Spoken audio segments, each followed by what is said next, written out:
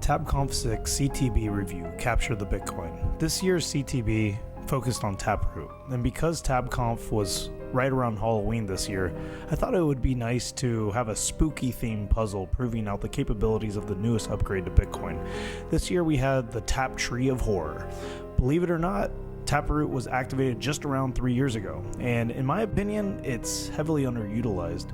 I decided to make a puzzle to showcase the major capabilities of what is possible and force people out of their comfort zone and dive into some of the intricacies of the new Taproot upgrade.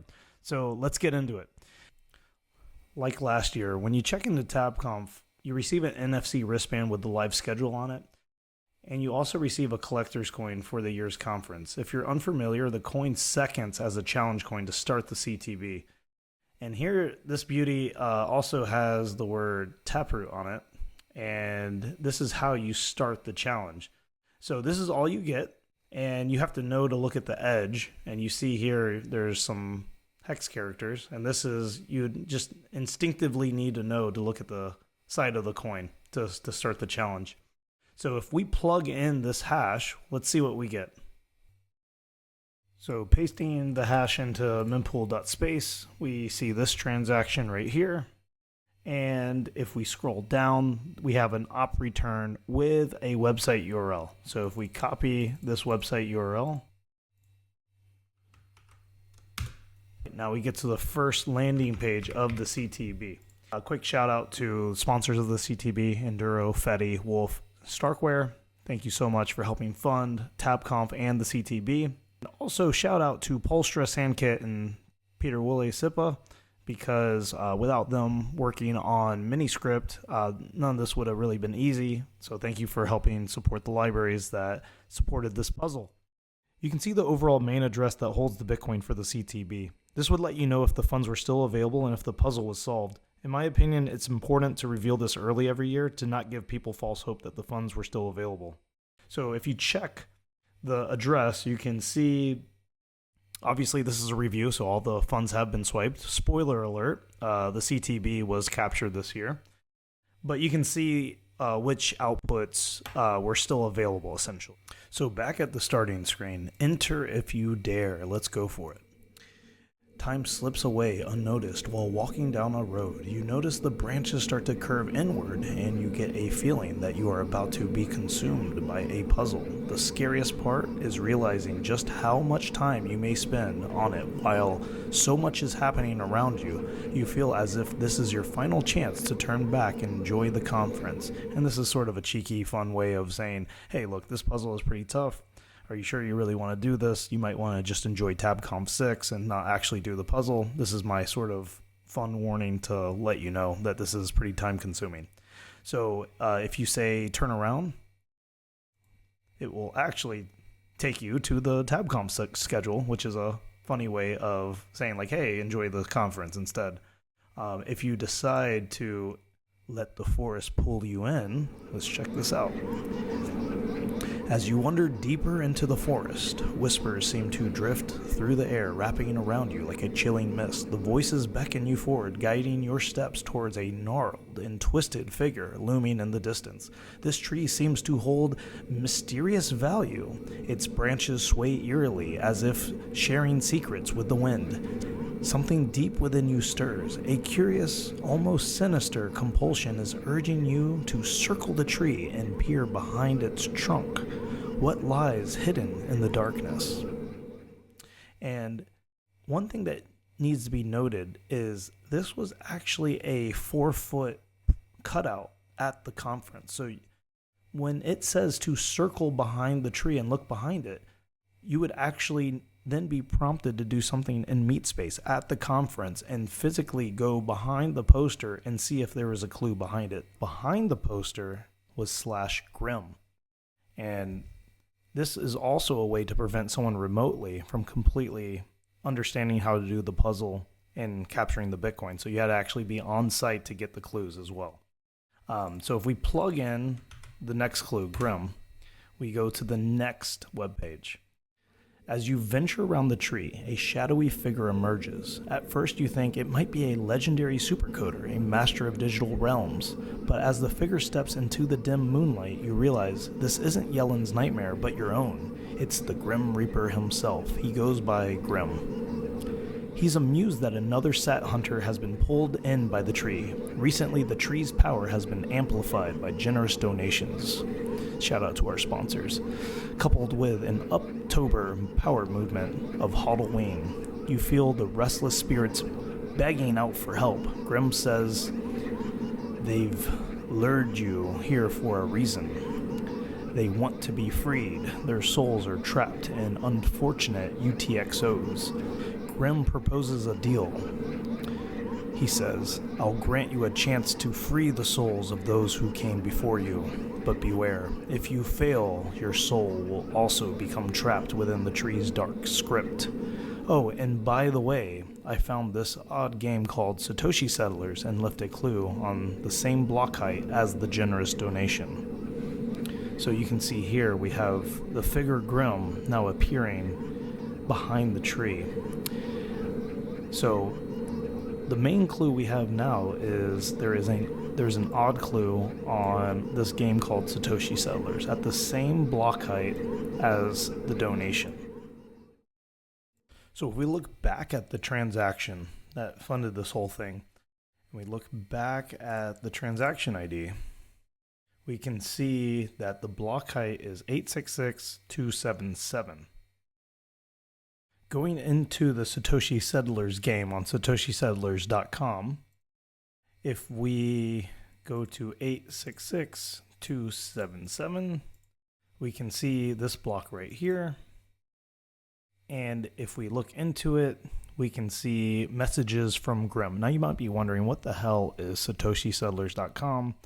It's a game I'm working on, and this is some free publicity I have to also promote the game and also add a fun little clue. And this is essentially just the blockchain in a graphical way as a fun sort of gamified blockchain explorer. You can just think of it like that for now. But let's go ahead and see what Grim has left us in terms of clues here. So there are currently 11 souls trapped in the Taptree of Horror. Who will be next? His next clue is, I see another sat hunter looking to put their skills to the test. Let's make a deal. You get to try to save these souls and get rich, but if you fail, the Taptree of Horror will trap your soul. All you have to do is say, I accept your terms. And here is the next clue. Now you can also see someone is trolling Tapatingo here and said Tidwell is Satoshi. So this is someone like not part of the actual puzzle, but just someone who has modified this block on top of what I've done. But anyways, so we will go ahead and punch in I accept your terms and see what we have after that. And let's go ahead and plug in that new extension. All right, and let's read this. As soon as you utter the words, I accept your terms, souls locked away by the unholy tree extracting offers, or UTXOs for short, and this is a joke obviously, they come forth, still bounded by the tree. You are barraged by visible UTXO suffered spirits that have been confirmed into damnation. How many of them are there? Each one seemingly stuck for a different reason. Now this is really where the puzzle starts. We have 11 souls trapped by the Taptree of Horror.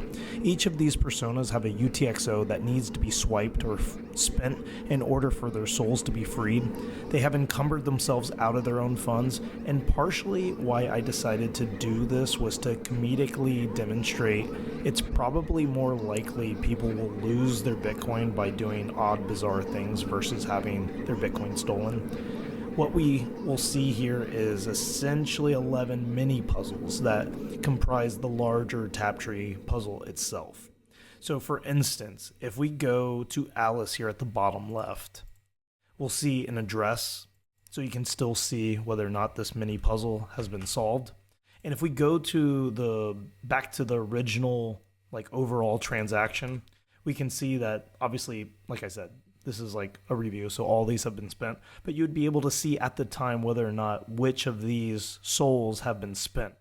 So each of these having 300,000 Satoshi bounty, canary amounts to see whether or not, as you solve these secrets, you would be able to see which ones have been spent. So if we go back, each one of these, right, have a Bitcoin address. So if we go, this was Alice, if we go to Bob, Bob also has an address, right? And we see his was stolen. So you'd be able to see which ones have been stolen, which ones were still available. This could potentially help you identify, whether or not you wanted to work on certain souls that were still available in order to get those 300,000 sats, whether or not, you could negotiate with other teams and say, hey, we have this secret, do you have that secret? And you've already taken the 300,000 Bitcoin, the 300,000 sats. So then you would be able to, potentially do some secret exchange to get closer. All various things to understand, current progress of the entire, whether or not secrets have been solved by at least one team. We're going to go ahead and take a look at each soul and see how they were trapped and the solution. But first, let's go ahead and see what Grim has to say. You see a grin forming across Grim's skeleton face. Ha ha ha, he laughs. So you decided to stay to help these souls? Good luck, you'll need it. The tree is mysterious even to me, but if you touch the tree's trunk, an emphasis on that, it will give you a vision that will help. Without this knowledge, you will have no hope on succeeding, as its tap leaves run deep. You don't touch it for too long or it will consume you. Look, if you don't tell anyone, I won't. I'm tired of standing guard here. I want to move on with my afterlife. I would like to give you a glimmer of hope on defeating this horror. If you SHA-256 hash the phrase sovereignty through knowledge several times, you'll have the preimage for the RipeMD G.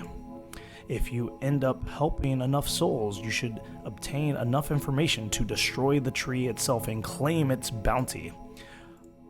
So this is important. So the idea that you're sort of gathering here is you're trying to free the souls and you're trying to defeat this tree. So adding more to the lore. And it seems like Grim is also tired of standing guard here. So he's actually also going to give you a secret to help destroy the tree.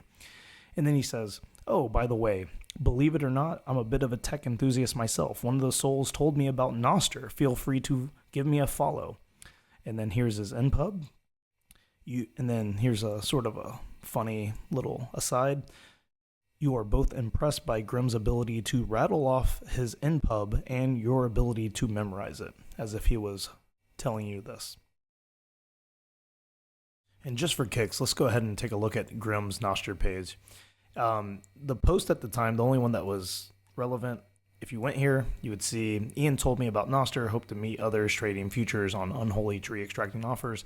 The reason for Grim having a Noster profile was just in case I needed to correct anything wrong, erroneous, or if I needed to communicate anything for some reason. I didn't actually have to end up using this all too much, but we're going to come back to Grim's page later. So we left off with Grim, and he was telling us to touch the trunk of the tree. So let's go ahead and do this. And we're now presented with the graphic of the Taptree of Horror. And let's just go ahead and zoom in. You start seeing boxes and letters and numbers and stuff. And it's up to the teams and the people doing the puzzle to decipher what all this means. Now, we'll go ahead and, this is a review, we'll go ahead and spoil everything. All these letters are personas. So A is going to be Alice, B is Bob, C is Charlie, etc. These are going to be pre-images. These are time locks. These are the thresholds, right? You can see plus is ands, and these pipes are ors. Now, you can see on Wednesday, this was the only way to spend the Taptree, unless you have the internal key, which no one had except me. So the only way to spend on Wednesday, the first day of the conference, was to get all 10 personas, right? And the idea was to demonstrate really cool ideas of Taproot. So as the conference went on, there was more spending paths, right? And this would potentially incentivize teams to go for different combinations that they felt were the easiest as new spending paths became available. So on Thursday, these two spending paths became available, right, with different combination of keys and pre-images on Thursday at 1:30 UTC. And then on Friday at 17:30 UTC, these spending paths became available, right? These three. And then on Saturday, these last two became available. This one was always available here at Index 8. if you had every single secret at the conference. So potentially you could even solve this before the conference started, although you wouldn't have the information. But these were all the possible ways to conquer the tree, essentially. So you would, if you maybe thought some of the mini puzzles, some of the souls were extremely difficult and cumbersome, you could potentially not even need them. There is also a descriptor as text. So if you don't know what a descriptor is, it's pretty much a way to identify what this smart contract, what this taproot tree actually looks like in terms of code and script. So if you wanted to plug this in to a library or Bitcoin Core or whatever, this would be the actual descriptor to describe the Taptree explicitly and understand all the spending conditions. So you wouldn't have to look at this graphic and interpret this. I just give it to you for free. And this is pretty much essential to doing the Taproot puzzle. Without this, you would have no chance, essentially. You would have to look at this graphic or come up with how everything is put together. So really, this is a descriptor. If you don't know what descriptors are, come to TABConf, learn with us. But descriptors are very important, and you need this for a lot of like multi-sig ideas and stuff like this. And now we're going to cover each soul individually and show how you would potentially solve these little mini puzzles, and then we'll go back to the Taproot puzzle in general. We're going to go ahead and cover these souls from easiest to hardest, and the way we're going to determine that is when the funds were swiped or when the souls were freed. We can see this on the blockchain via the timestamps. The first one to get freed was Alice, so this should be the easiest. We'll take a look at this, and this is Apathetic Alice. The other souls call me Apathetic Alice because I never took the time to understand xprivs. My wallet exported this for me, but I don't have the slightest clue on what it is or what to do with it. I'm used to seeing 12 or 24 word seeds. I think this is somehow holding my UTXO that is trapping me. Please help. And if you know anything about BIP32 or xprivs, this is essentially all you need to just take the money. So this is by far the easiest. You can plug this into anything that understands BIP32, and you might you might be wondering, like, what the hell is this? I'm used to having the 12 or 24 word seeds. Now, understand those words that you have, those seed phrases, get converted into this. And this is a derivation path on how you then dive into your secret and then derive your public and private key pairs. This was the easiest. It was swiped pretty early on Thursday. You might be wondering, okay, why was this not swiped on Wednesday? Well, because I actually gave a 1-day buffer for people coming in late that wanted to do the CTB. And the clue for Grim to go around back of the tree wasn't actually exposed until Thursday morning. All right, so that was Alice, pretty simple. So now we'll go to Bob, the showman right here. And as you notice, every persona is going to either be like unfortunately like naive or some unfortunate accident where the Taptree has kind of captured their UTXO. And right here, what Bob says is, the other souls call me Boating Accident Bob. I swear I really did have a boating accident. The wreckage of my ship washed up on shore and was pulled in by the evil taproots of this tree. My seed phrase was damaged in the accident, and now my soul is trapped. Please help me. You might need to brute force some of it, and if you're good with computers, I recommend writing a script. So if you notice, some of these personas are going to give you hints and ideas of like how to actually solve the puzzle.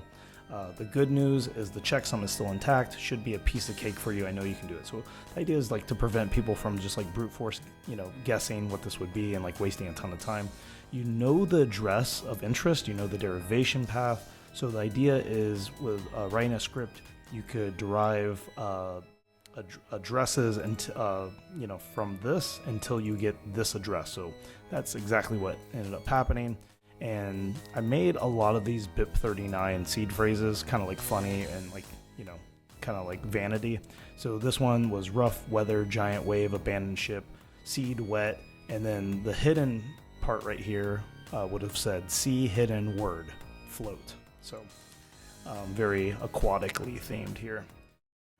And then, so Bob was the second one found, and we're going to move on to Charlie. Here we are with Clever Charlie. And Charlie says, I wanted to be called Crypto Charlie, but the other souls told me it would have been cringe to use the word crypto. I got my name because I secured myself out of my own funds, and now my soul is stuck here at the mercy of this tree. I thought I was being clever, and I wanted to secure my seed phrase in case anyone ever found it, but now I can't remember what method I used to manipulate my seed phrase. I found these two seed phrases, but neither have any funds or access to my trapped UTXO. If I remember correctly, I think I exclusively did something with these two phrases or something. I feel like an idiot, please help me. And if you couldn't tell, this is XOR, which is a way of producing, having two pieces of data that produce another third piece of data, and any of these two pieces of data will produce the third essentially. And the idea was to have two seed phrases that would produce a third seed phrase that would then have the funds. Now, funny enough, Crypto Clever Charlie ended up being the easiest persona by far by accident. I actually have an issue here where you're supposed to XOR these two seed phrases, get a third seed phrase, and then that was going to have the funds on it. I accidentally put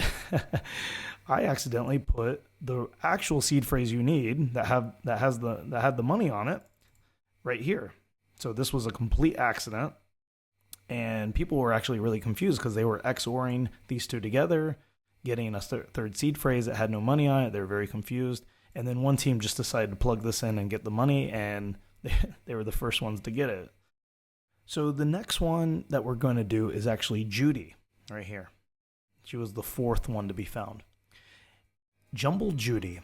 This tree is pure evil. It took my seed phrase, jumbled it up, and somehow auto-magically sent it to the nearby tech conference, aka TABConf. The tree totally horcruxed me into 12 pieces, and now every attendee has a part of the information. Try working with others to figure it out. I'm counting on you.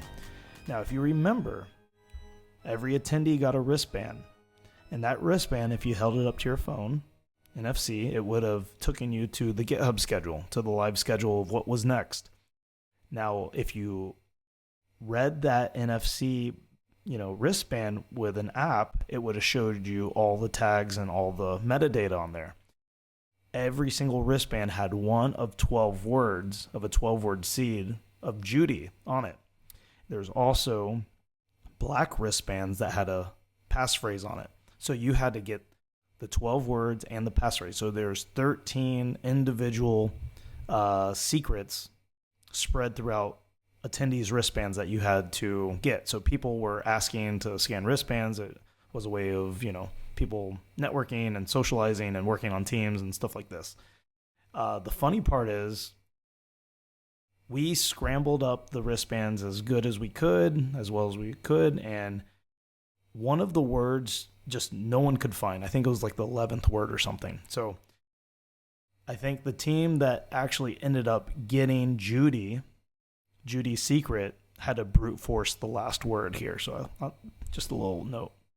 And Jumbled Judy's seed phrase was find all seed word, they work when combined, then become lucky tonight. So a little bit of a vanity one there.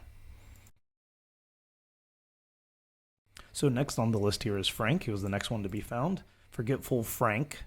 And he says, well, I'm the newest here. I thought I'd be helpful and volunteer at TABConf, but didn't expect to meet my fate here. So I wanted to set some ground rules for the conference, but things didn't exactly go as planned, obviously. I heard voices and found this tree. And before you know it, I made a deal with Grim, and the tree captured me in a UTXO. So essentially the same deal that we are currently doing fictitiously. The good news is I left some rules around the conference that can free my soul, but I'm forgetting what my rules were. I'm pretty sure the clues should all be in accessible areas. So Frank left some notes and messages around the conference, like for instance, like no pictures in the Socratic room, stuff like this, various little things. And in the rules that were posted at the conference, it would be signed Frank, and there would be little, phrases and words that were sort of obviously 39 words, so part of a 12-word seed, and they were indexed so you could see, the ordering of which the words were, supposed to go together. And that is how you would solve Frank's thing. You would have to be at the conference to do this one. All right, next on the list is Heather. And this is hashing Heather. Well, you're probably wondering why I'm here. I just like hashing things. I'm so good at hashing things that I can do it in my head.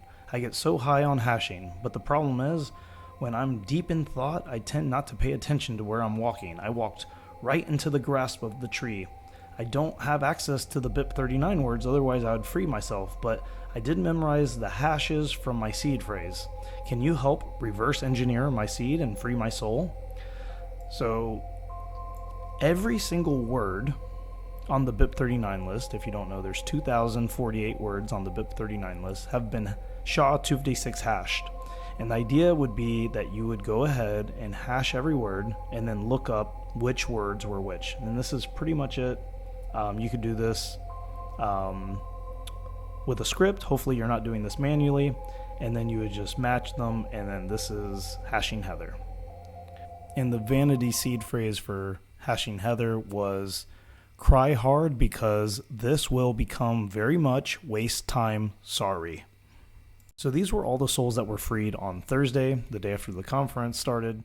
And we'll take a quick break here to look at op returns of people, trash talking or leaving little messages on which team was finding what. I thought that was really interesting that people were doing that.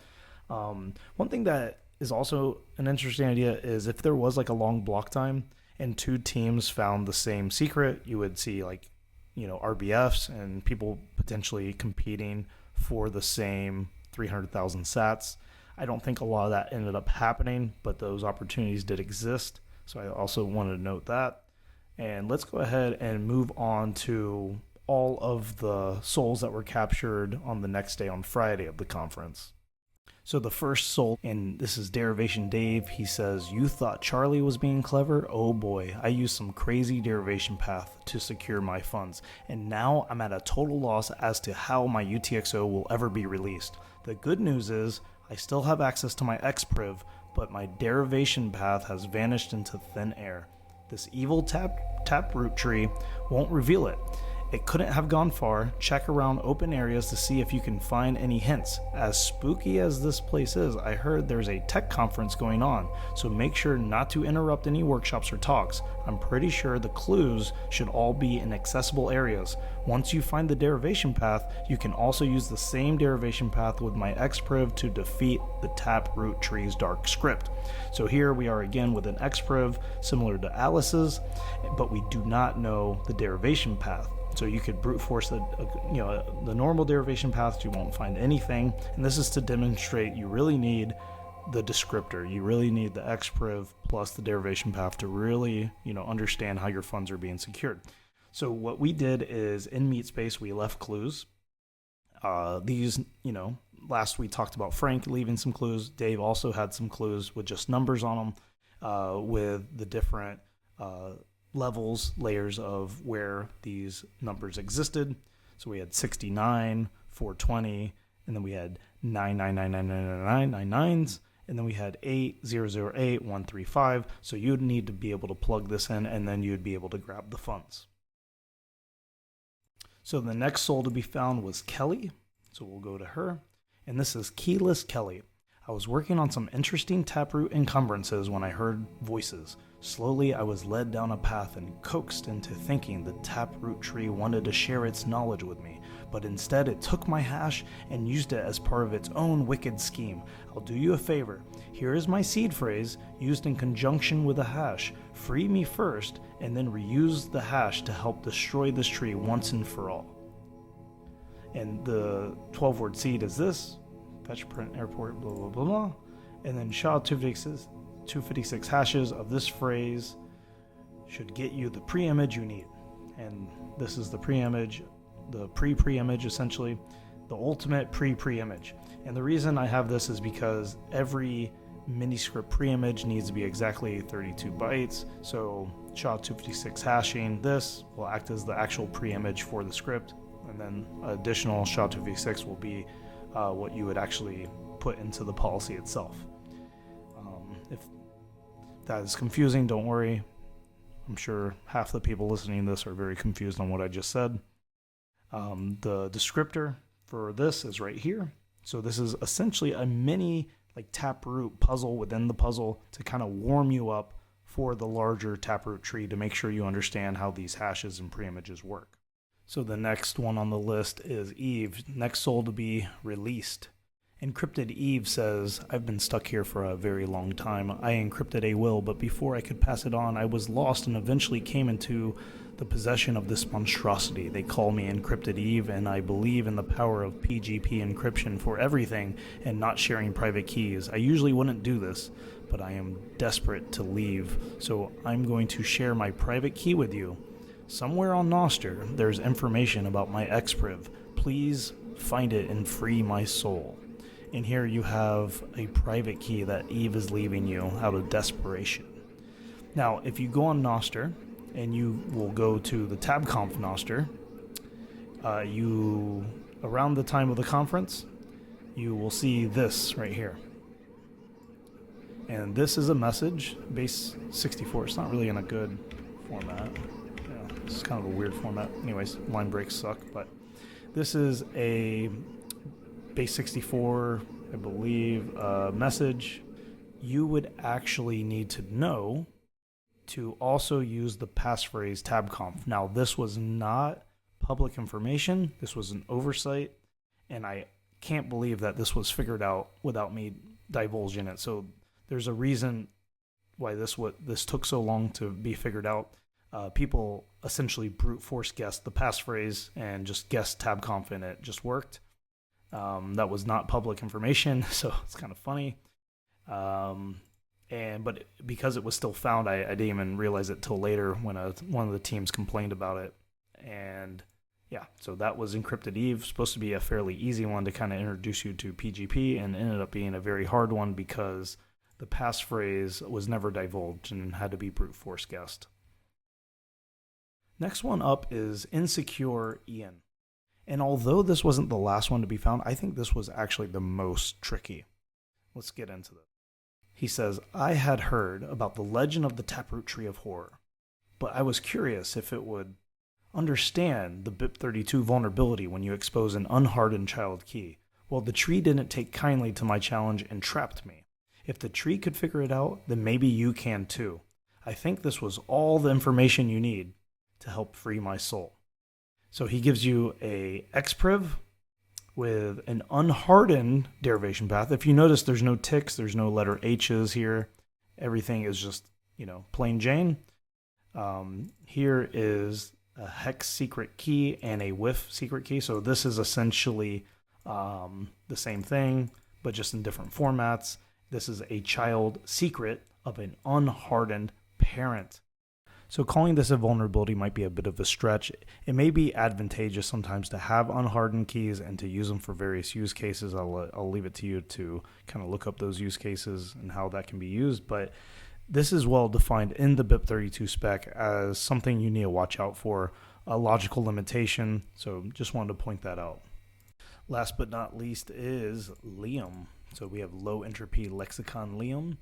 I remember creating a low entropy seed, something with a bunch of W's. I thought it looked too simple, so I stored the seed like this because it seemed neat at the time, but now it just looks bizarre and weird. If you can help me decode this, please free my soul. And we have Uno 10101, so stuff like this. And what you would find out through substitution and limiting is this is a 12-word seed. I spaced it out for you so it's nice and simple to understand that. And I say simple as if it's simple, it probably isn't. But what you would find out is because, like for instance, this right here would only have uno, and then you could do substitution to figure out, okay, how many bits do I need to actually create the seed, and then you could then use that for the zeros. You'd find out eventually that uno is 4 ones, 0 is 2 zeros, and then you would get binary, your actual seed phrase. So then you just look this up against the BIP 39 word list, and boom, you have your words.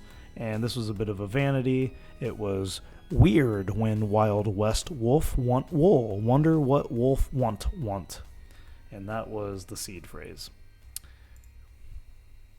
Now that you have all the souls, This was actually, you could arguably say, the easy part.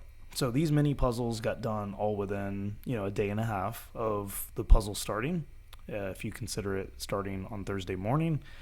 And the next part was the tricky part, because no one really is good at Taproot yet, except unless you're in the industry and you have a specific company that is working on it. There's very few people that have used Miniscript and have used, have interfaced with a complicated Taptree descriptor.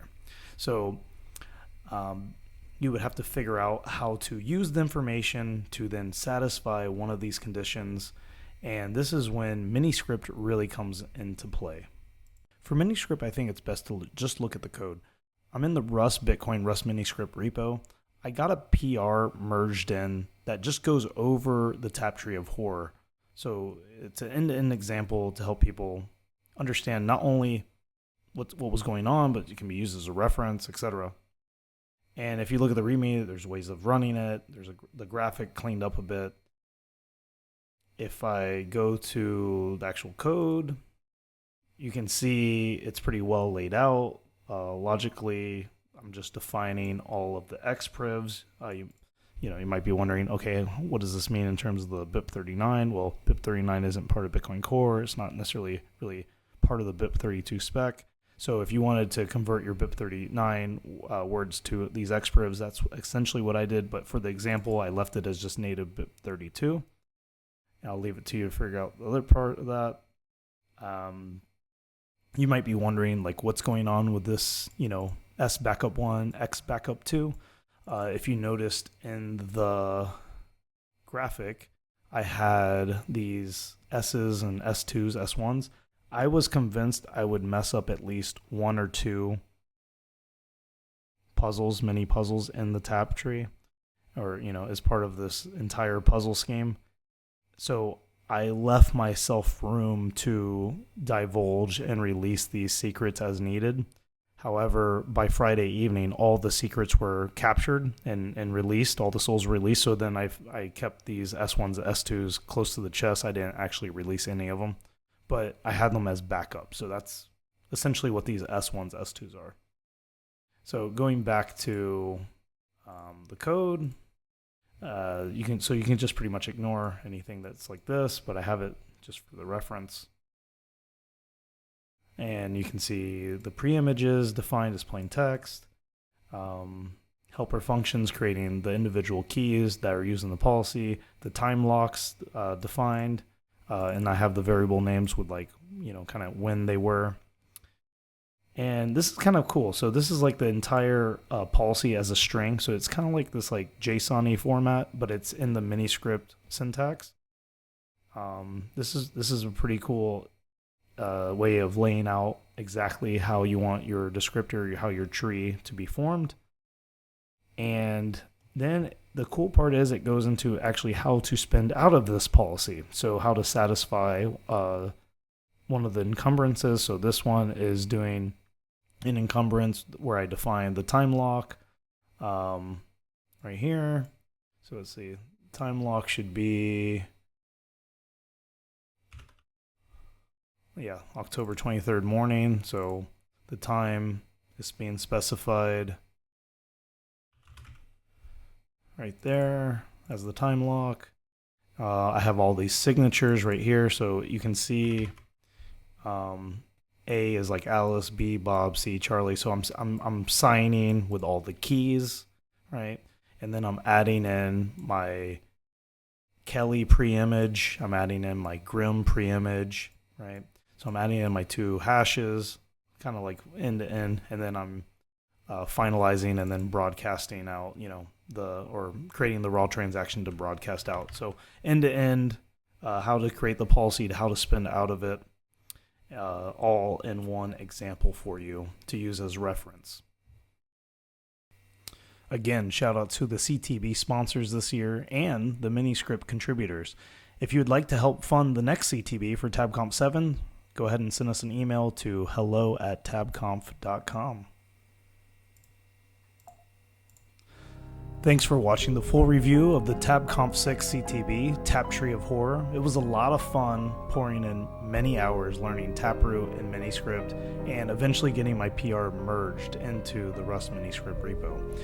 If you like this, please consider coming to TABConf 7. It's October 13th, 2025. Every year we will have a CTB where we will be pushing the limits of what is possible in Bitcoin in a fun way. So I'll see you then.